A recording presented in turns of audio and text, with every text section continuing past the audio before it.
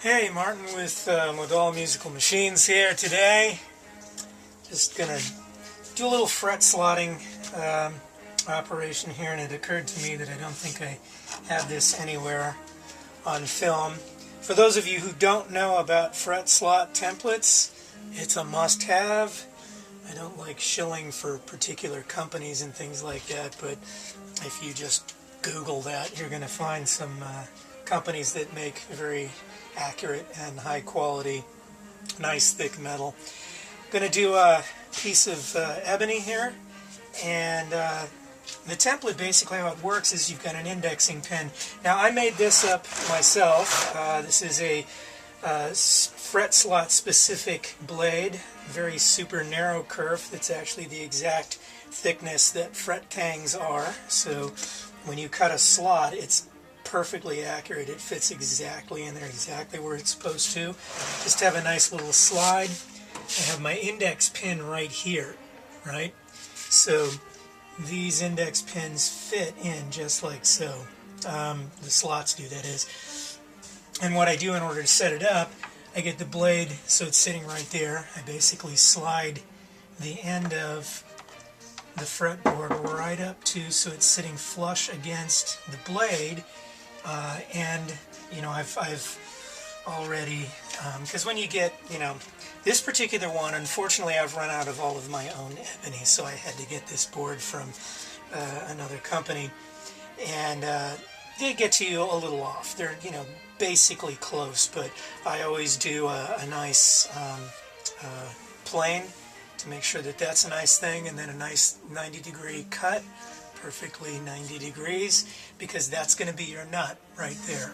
Okay, so the nut is going to sit, the end of the fretboard is the nut, where the nut's going to go, that's going to sit right up against there, and I slide my plane thing against, you know, my guide, and then I'll use double stick tape, which you can also get from a fine lutherie supply shop, and lay that down on the board, and then I lay my template exactly on the fingerboard so it fits. The first, you know, slot in here to fit on the index pin is the nut, and from that point on we've got first, second, third, fourth, etc. I generally do a 22 fret fingerboard. Sometimes I'll go to 24, but that's actually relatively rare.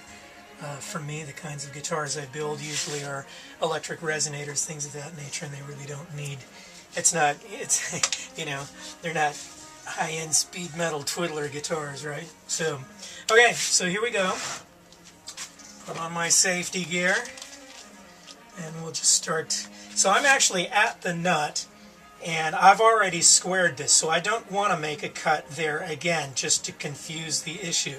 So I'm going to go ahead and move ahead to my next thing. So I'll now be cutting the first fret slot, and you'll see how quickly this goes. Like I say, it's a must-have. There are some miter boxes and a hand saws that you can use, but I find that fretboard material is so hard that, one, it takes a long time, two, just all of that sawing and stuff, it gives you, you know, that many more chances to move it around and have it be less accurate. Plus, none of those blades last very long in hand sawing really super hard material like this. This blade, though, I've actually had this for 2 years, and all I do is use, you know, some cleaning materials. There are things that you can use that will basically unbind, you know, any of the you know, sap or goop or gunk or whatever, and so I just clean the blade, and it's lasted me, oh god, it's probably close to 3 years now. A lot of fretboards, and so it's a really good deal. So I hold it down firmly to make sure that nothing moves, and I do one pass, then I lift it up. Then I move forward to the next one. I don't even go forward and back. I just do one pass through so that there's absolutely no possibility of any movement in it. It goes once, that's it.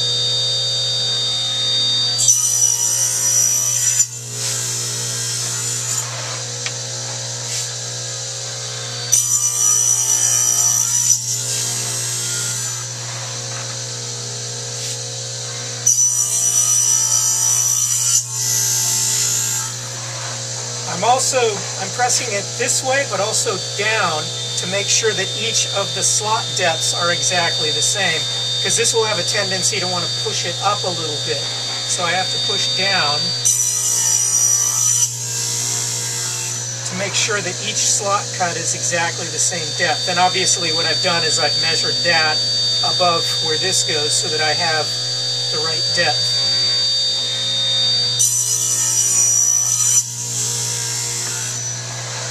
I usually use a 12-inch radiused fingerboard, so I want it so that when I radius the fingerboard, the fret tang goes all the way to the bottom of the slot and there's no gap under that. So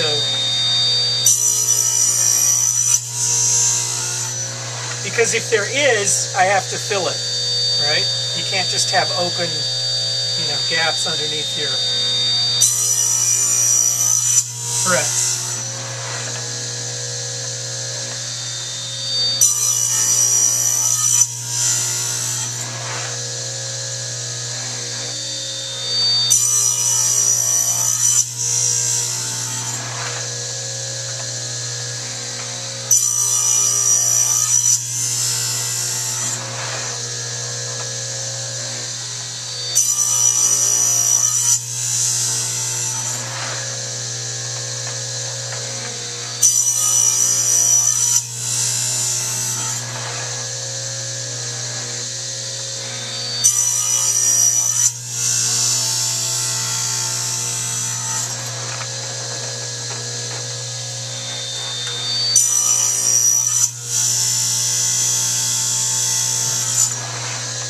This is where you'll find a quality double stick tape really comes in handy, because it absolutely dead holds this to the template, the fingerboard to the template, and nothing moves.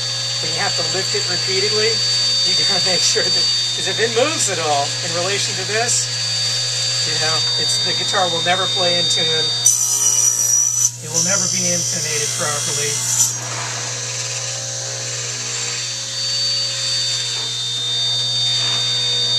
Always making sure that this is all the way up against there. Brings to mind a discussion thread I was on a little while ago.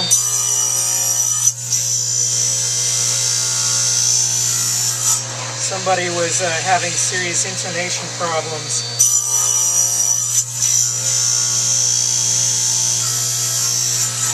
And it just occurs to me now, nobody actually even came up with the idea of, well, how are the fret slots cut? Do we know that they were done properly? Because if, these are even just a little out, or if it's just a little off 90 degrees, and that's my 22nd fret,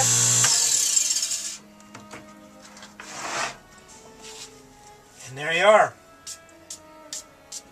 Perfectly cut slots, one pass through only, and so you see how deep the cuts are. Basically, when this is radiused down properly, it'll be just about there, which is just about what I want for the depth of the tang. If there